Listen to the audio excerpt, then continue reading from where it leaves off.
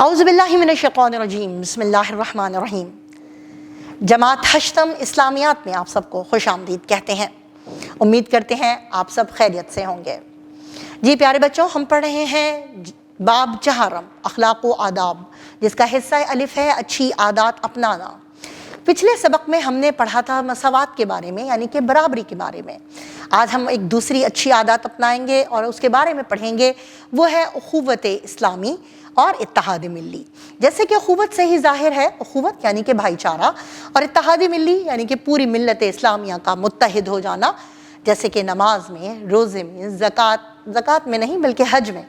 حج کے موقع پر تمام دنیا کے مسلمان جو ہیں وہ ایک جگہ پر ایک لباس میں ایک اللہ کا نام لیتے ہوئے ان دنوں میں تمام ارکان کو مکمل کرتے ہیں۔ جی پیارے بچوں، تو اس کو ہم مزید جانیں گے تاکہ ہم اس کو سمجھ سکیں اور اپنے پیاروں کو بھی بتا سکیں۔ اپنی کتابوں کو کھول لیجئے اور آئیے اپنے سبق کی طرف۔ اخوت اسلامی اور اتحاد ملی۔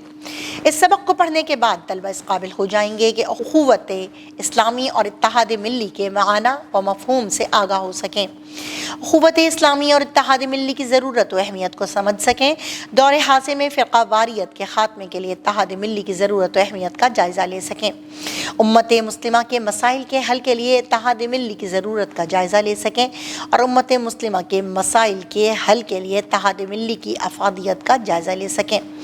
اسلام عالمی اخوت اسلامی کی روشنی میں امت مسلمہ کے مسائل مثلاً کشمیر اور فلسطین وغیرہ کے حل کے لیے اظہار یکجہتی کر سکیں، دور حاضر میں ہر سطح پر اتحاد ملی کے لیے اپنا کردار ادا کرنے کا جذبہ پیدا کر سکیں۔ اب پڑھتے ہیں اخوت اسلامی کا مفہوم۔ جیسا کہ آپ کو پتہ ہی ہے کہ اخوت کا مطلب ہے بھائی چارہ، اور اخوت اسلامی سے مراد دین اسلام کو ماننے والے ایک دوسرے کے بھائی ہیں، ان کا آپس میں متحد ہونا اتحاد ملی کہلاتا ہے۔ دنیا میں بسنے والے تمام مسلمان اپنے عقائد و نظریات کے اعتبار سے اللہ تعالیٰ کی وحدانیت، حضرت محمد رسول اللہ خاتم النبیین صلی اللہ علیہ وعلیٰ آلہ وصحبہ وسلم کی ختم نبوت و رسالت کا اقرار کرنے، قرآن مجید پر ایمان رکھنے اور اسلامی احکام پر عمل کرنے کی بدولت ایک امت ہیں، خواہ وہ دنیا کے کسی بھی حصے میں رہتے ہوں، کسی بھی رنگ و نسل سے تعلق رکھتے ہوں یا کوئی بھی زبان بولتے ہوں۔ مسلمانوں کے اتحاد و اتفاق کی بنیاد دین اسلام پر ہے، جس نے انہیں متحد کیا ہے اور ایک دوسرے کا بھائی بھائی بنا دیا ہے۔ اتحاد کا وسیع تصور صرف دین اسلام میں پایا جاتا ہے۔ ملت اسلامیہ ایک امت ہے اور اس کی بنیاد لا الہ الا اللہ محمد رسول اللہ پر رکھی گئی ہے۔ رسول اللہ خاتم النبیین صلی اللہ علیہ وعلیٰ آلہ وصحبہ وسلم نے فرمایا، میں تمہارے درمیان دو چیزیں چھوڑ کر جا رہا ہوں، ایک اللہ کی کتاب اور دوسری میری سنت، جب تک تم ان دونوں کو مضبوطی سے تھامے رہو گے گمراہ نہ ہوگے۔ اپنے آپ کو نسلی، علاقائی عصبیت، ذات و برادری، لسانی تعصبات یعنی کہ زبان کے بنیاد پر طرفداری کرنا یا طبقات میں تقسیم ہونے سے بچائیں۔ یہ تمام چیزیں مسلمانوں کے اتحاد کو پارا پارا کر دینے والی ہیں۔ انہی وجوہات کی بنا پر اللہ تعالیٰ نے مسلمانوں کو تفرقے سے بچنے کا حکم دیا ہے۔ ارشاد باری تعالیٰ ہے سورۃ آل عمران کی آیت نمبر 103، وَاعْتَصِمُوا بِحَبْلِ اللَّهِ جَمِيعًا وَلَا تَفَرَّقُوا، اور تم سب مل کر اللہ کی رسی کو مضبوطی سے تھام لو اور تفرقہ نہ ڈالو۔ تو پیارے بچوں، دنیا کے تمام مسلمان ایک امت ہیں، خواہ ان کا تعلق کسی بھی خطے، خاندان یا قبیلے سے ہو۔ اسلام کی روح سے سب مسلمان آپس میں بھائی بھائی ہیں۔ قرآن مجید میں ہے انما المؤمنون اخوہ، سورۃ الحجرات کی آیت نمبر 10 تھی کہ بے شک سب اہل ایمان آپس میں بھائی بھائی ہیں۔ باہمی اتحاد و اتفاق سے ہی مسلمانوں کے شیرازے کو بکھرنے سے بچایا جا سکتا ہے۔ باہمی اتحاد و اتفاق ہی اصل قوت اور طاقت کا سرچشمہ ہے۔ آپ کو پتہ ہے پیارے بچوں کہ اتحاد ملی کی سب سے واضح مثال حج و عمرہ ہے، جہاں رنگ، نسل، زبان سمیت ہر فرق کو نظر انداز کر کے مسلمان خود کو ایک امت کی شکل میں دیکھتے ہیں اور ایک دوسرے کے لیے سہارا ہوتے ہیں۔ اگر مسلمان کے درمیان اخوت و محبت قائم ہوگی تو دشمنان اسلام کو مسلمانوں پر حملہ کرنے کی جرت نہیں ہوگی۔ آج دنیا بھر میں مسلمانوں کا خون بہہ رہا ہے۔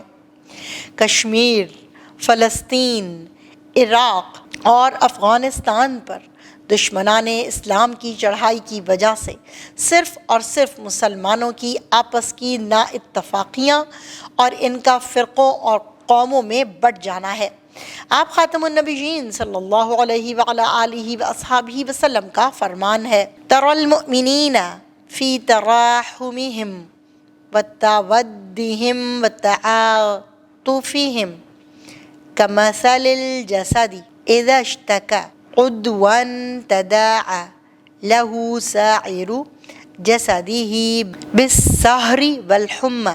تم مومنوں کو آپس میں ایک دوسرے کے ساتھ رحمت و محبت کا معاملہ کرنے اور ایک دوسرے کے ساتھ لطف اور نرم خوئی میں ایک جسم جیسا پاؤ گے کہ جب اس کا کوئی ٹکڑا بھی تکلیف میں ہوتا ہے تو سارا جسم تکلیف میں ہوتا ہے، ایسی کہ نیند اڑ جاتی ہے اور جسم بخار میں مبتلا ہو جاتا ہے۔ اللہ تعالیٰ نے مسلمانوں کو آپس میں ایک برادری بننے، امن و سلامتی کے ساتھ رہنے کا حکم دیا ہے تاکہ ان کا اتحاد ختم نہ ہو جائے۔ اگر آپس میں اختلاف ہو جائے تو اسے اللہ تعالیٰ اور اس کے رسول اللہ خاتم النبیین صلی اللہ علیہ وعلی آلہ واصحابہ وسلم کے احکام کے ذریعے دور کر لیا جائے۔ اگر کچھ مسلمانوں کے درمیان جھگڑا ہو جائے تو دوسرے مسلمانوں کا فرض ہے کہ آپس میں صلح کروا دیں۔ مسلمانوں کو اپنا کھویا ہوا عروج اور وقار بحال کرنے کے لیے دوبارہ سے متحد ہونا پڑے گا۔ باہمی جھگڑے اور تنازعات مسلمانوں کے لیے کمزوری کا باعث ہیں، اسی لیے قرآن مجید میں سورۃ الانفال میں آیت نمبر 46 ہے، اللہ تعالیٰ نے اہل ایمان کو حکم دیا ہے وَأَطِيعُوا اللَّهَ وَرَسُولَهُ وَلَا تَنَازَعُوا فَتَفْشَلُوا وَتَذْهَبَ رِيحُكُمْ وَاصْبِرُوا، اور اللہ اور اس کے رسول خاتم النبیین صلی اللہ علیہ وعلی آلہ واصحابہ وسلم کی اطاعت کرو اور آپس میں نہ جھگڑو، ورنہ تم کم ہمت ہو جاؤ گے اور تمہاری ہوا اکھڑ جائے گی، اور صبر کرو۔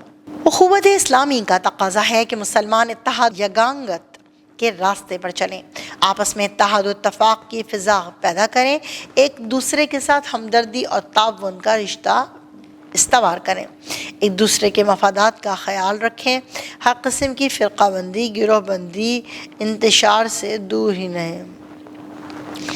عصر حاضر یعنی کہ موجودہ دور میں مسلمانوں کو اتحاد ملی کی سخت ضرورت ہے۔